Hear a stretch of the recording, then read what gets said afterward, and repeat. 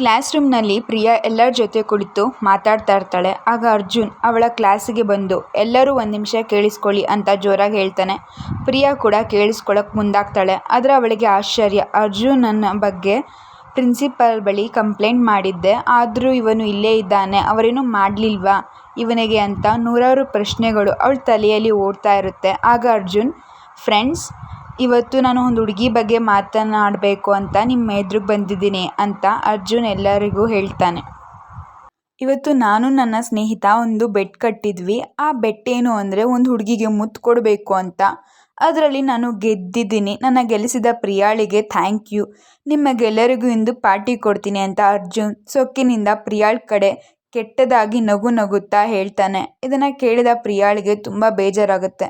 ಒಂದು ಕ್ಷಣ ಪೂರ್ತಿ ಕ್ಲಾಸು ಅವಳ ಕಡೆ ತಿರುಗಿ ನೋಡುತ್ತೆ. ಅವಳ ಹೃದಯ ಬಡಿತ ಕೇಳಿಸ್ತಾ ಇರುತ್ತೆ. ಅವಳಿಗೆ ಕೈ ಕಾಲು ಎಲ್ಲ ಕಂಪಿಸೋಕ್ಕೆ ಶುರು ಆಗುತ್ತೆ. ಕೆಲವು ವಿದ್ಯಾರ್ಥಿಗಳು ನಗ್ತಾರೆ, ಕೆಲವರು ಆಶ್ಚರ್ಯದಿಂದ ಪ್ರಿಯಾಳನ್ನೇ ನೋಡ್ತಾರೆ. ಅವಳಿಗೆ ಮಾತ್ರ ಬಹಳ ಮುಜುಗರವಾಗುತ್ತೆ. ಅವಳ ಕಿವಿಯಲ್ಲಿ ಅರ್ಜುನ್ ನಗುವಿನ ಶಬ್ದ ಮಾತ್ರ ಕೇಳಿಸ್ತಾ ಇರುತ್ತೆ. ಉಳಿದವೆಲ್ಲ ಮಂಕಾಗುತ್ತದೆ. ಅವಳು ತಲೆ ತಗ್ಗಿಸ್ಕೊಳ್ತಾಳೆ, ಕಣ್ಣಲ್ಲಿ ನೀರು ತುಂಬಿಕೊಳ್ಳುತ್ತೆ. ಆದರೆ ಅಳುವುದನ್ನು ತಡೆಯುತ್ತಾಳೆ. ಈ ಅರ್ಜುನ್ ಗೆಲುವಿನ ಸಂಭ್ರಮಿಸೋಣ ಅಂತ ಅರ್ಜುನ್ ಹೇಳ್ತಾನೆ. ಮತ್ತು ನಿಮ್ಮ ಸ್ನೇಹಿತೆ ನನ್ನ ಮೇಲೆ ದೂರು ನೀಡಿದ್ದಾರೆ. ಪಾಪ ಅವರು ಹೊಸಬ್ರು, ಅವರಿಗೆ ನಾನು ಯಾರು ಅಂತ ಗೊತ್ತಿಲ್ಲ, ನನ್ನ ಅಧಿಕಾರ ಎಂಥದ್ದು ಅಂತ ಪಾಪ ತಿಳಿದಿಲ್ಲ. ಮಿಸ್ ಪ್ರಿಯಾ ತುಂಬ ಧೈರ್ಯವಂತೆ ಹುಡುಗಿ ಎಂದು ಜೋರಾಗಿ ನಗ್ತಾನೆ. ಮತ್ತೆ ಪ್ರಿಯಾ ಏನಾದರೂ ದೂರು ನೀಡಿದರೆ ಆಗ ಪಂದ್ಯ ಎಂದು ಮುತ್ತು ಕೊಟ್ಟೆ, ಅವಳು ಮತ್ತೆ ಏನಾದರೂ ಕಿತಾಪತಿ ಮಾಡಿದರೆ ನಿಜವಾಗ್ಲೂ ಎಲ್ಲರ ಮುಂದೆ ಮುತ್ತು ಕೊಡ್ತೀನಿ ಅಂತ ಹೇಳ್ತಾನೆ. ಆಗ ಎಲ್ಲ ವಿದ್ಯಾರ್ಥಿಗಳು ಕ್ಲಾಸ್ನಲ್ಲಿ ಚಪ್ಪಾಳೆ ಹೊಡೆಯುತ್ತಾರೆ, ಜೋರಾಗಿ ನಗುತ್ತಾ ಕಿರ್ಚ್ತಾರೆ. ಅರ್ಜುನ್ ಆ ರೂಮಿಂದ ಹೊರಗಡೆ ಹೋಗ್ತಾ ಇರ್ತಾನೆ. ಆಗ ಪ್ರಿಯಾ ನಿಧಾನವಾಗಿ ಎದ್ದು ನಿಂತ್ಕೊಳ್ತಾಳೆ. ಕಣ್ಣೀರು ಒರೆಸ್ಕೊಂಡು ಮುಖದಲ್ಲಿ ಧೈರ್ಯ ತಗೊಂಡು ಸಾಕು ಅಂತ ಹೇಳ್ತಾಳೆ. ಅವಳು ಹಾಗೆ ಹೇಳಿದಾಗ ಎಲ್ಲ ವಿದ್ಯಾರ್ಥಿಗಳು ಮೌನವಾಗಿ ಅವಳ ಕಡೆ ತಿರುಗ್ತಾರೆ. ಆಗ ಪ್ರಿಯಾ ಹೇಳ್ತಾಳೆ, ಒಬ್ಬ ಹುಡುಗಿಯನ್ನು ಬೆಟ್ಟಾಗಿ ಬಳಸೋದು ಅದೇ ನಿನ್ನ ಲೆವೆಲಾ ಅಂತ ಕೇಳ್ತಾಳೆ. ಆಗ ಅರ್ಜುನ್, ಇದು ಜಸ್ಟ್ ಚಾಲೆಂಜ್ ಅಂತ ಹೇಳ್ತಾನೆ. ಚಾಲೆಂಜಾ? ಕನ್ಸೆಂಟ್ ಇಲ್ಲದೆ ಮಾಡಿದ್ದದ್ದು ಯಾವಾಗಿಂದ ಚಾಲೆಂಜ್ ಆಯಿತು? ನನ್ನ ಮೇಲೆ ಗೆದ್ದೆ ಅಂತ ಹೇಳ್ತೀಯಾ? ಒಂದು ಹುಡುಗಿಯನ್ನು ಅವಳ ಅನುಮತಿ ಇಲ್ಲದೆ ಮುಟ್ಟಿ ಅದನ್ನು ಗೆಲುವು ಅಂತ ಹೇಳ್ತೀಯಾ? ಅದು ಗೆಲುವಲ್ಲ, ಅದು ನಿನ್ನ ದೊಡ್ಡ ಸೋಲು. ನೀನು ಮಾನವೀಯತೆ ಇಲ್ಲ ಸೋತಿದ್ಯಾ. ಒಬ್ಬ ಹುಡುಗಿಯನ್ನು ಗೌರವಿಸದ ನೀನು ಜೀವ ಉಳಿಸೋ ಡಾಕ್ಟರ್ ಆಗೋ ಯೋಗ್ಯತೆಯೇ ನಿನಗಿಲ್ಲ ಅಂತ ಪ್ರಿಯಾ ಜೋರಾಗಿ ಹೇಳ್ತಾಳೆ. ಯತ್ರ ನಾರ್ಯಸ್ತು ಪೂಜ್ಯಂತೆ ರಮತೆ ತತ್ರ ದೇವತಃ ಯತ್ರಸ್ತು ನ ಪೂಜ್ಯಂತೆ ಸರ್ವ ಸತ್ಫಲಂ ಕ್ರಿಯೆ. ಎಲ್ಲಿ ಮಹಿಳೆಯರಿಗೆ ಗೌರವ ನೀಡುತ್ತಾರೋ ಅಲ್ಲಿ ದೇವರುಗಳು ವಾಸವಾಗಿರ್ತಾರೆ. ಎಲ್ಲಿ ಅವರಿಗೆ ಗೌರವ ಇರಲ್ವೋ ಅಲ್ಲಿ ಎಲ್ಲ ಕಾರ್ಯಗಳು ವಿಫಲವಾಗುತ್ತೆ ಅಂತ ಪ್ರಿಯಾ ಹೇಳ್ತಾಳೆ.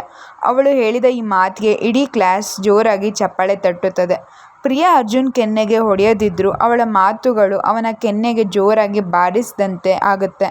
ಆದರೂ ಅವನ ಸೊಕ್ಕು ಬಿಡದ ಅರ್ಜುನ್ ಅವಳ ಮಾತು ಕೇಳುತ್ತಿದ್ದಂತೆಯೇ ಅವನ ಮುಖ ಬದಲಾಗುತ್ತೆ. ಅವನ ಕಣ್ಣುಗಳಲ್ಲಿ ಕೋಪ ಉರಿಯತೊಡಗುತ್ತೆ. ಪ್ರಿಯಾಳ ಕತ್ತನ್ನು ಹಿಡಿದ ಅರ್ಜುನ್, ನೀನು ಈ ಮಂತ್ರಗಳನ್ನು ನಿಮ್ಮ ಮನೇಲಿ ಇಟ್ಕೋ. ಈ ಕಾಲೇಜ್ ನಂದು, ಇಲ್ಲಿ ನಾನು ಹೇಳ್ದಂಗೆ ನಡಿಬೇಕು. ನನ್ನ ಮುಂದೆ ನಿಂತು ಹೇಗೆ ಮಾತನಾಡ್ತೀಯಾ ನೀನು? ನಾನು ಒಮ್ಮೆ ಹೇಳಿದರೆ ನಿನ್ನ ಅಡ್ಮಿಷನ್ ಕೂಡ 1 ನಿಮಿಷದಲ್ಲಿ ಕ್ಯಾನ್ಸಲ್ ಆಗುತ್ತೆ ಅಂತ ಹೇಳ್ತಾನೆ. ಅರ್ಜುನ್, ಅದಕ್ಕೆ ಪ್ರಿಯಾ, ನಿನ್ನ ಕೈಯಲ್ಲಿ ಮಾಡೋಕ್ಕಾಗೋದಷ್ಟೇ, ಅದು ಬಿಟ್ಟು ಬೇರೆ ಏನು ನಿನ್ನ ಕೈಯಲ್ಲಿ ಮಾಡೋಕ್ಕಾಗಲ್ಲ ಅಂತ ನಗ್ತಾಳೆ. ಆಗ ಅರ್ಜುನ್ ಇನ್ನೂ ಕೋಪದಿಂದ ಅವಳನ್ನು ಜೋರಾಗಿ ಅಲ್ಲೇ ತಳ್ಳಿ ಆ ಕ್ಲಾಸಿಂದ ಹೊರಟೋಗ್ತಾನೆ.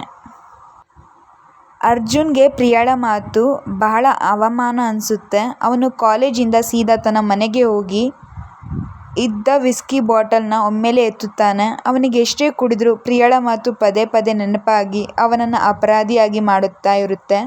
ಅವನ ಮನಸ್ಸು ನೀನು ಮಾಡಿದ್ದು ತಪ್ಪು ಅಂತ ಹೇಳಿದ್ರು ಅವನ ಮೆದುಳು ನೀನು ಮಾಡಿದ್ದು ಸರಿ ಅಂತ ಹೇಳುತ್ತೆ. ಅವನು ಚೆನ್ನಾಗಿ ಕುಡಿದು ಮಲ್ಕೋಬಿಡ್ತಾನೆ. ಈ ಕಡೆ ಪ್ರಿಯಾ ತನ್ನ ಮೇಲೆ ತನಗೇ ನಂಬಲಾಗದಷ್ಟು ಬದಲಾವಣೆ ಅವಳಿಗೆ. ಎಂದೂ ಯಾರ ಮೇಲೆಯೂ ಒಂದು ಚೂರು ಜೋರು ಮಾಡದವಳು ಇಂದು ಒಬ್ಬನಿಗೆ ಗೌರವದ ಪಾಠವೇ ಹೇಳಿದ್ಲು.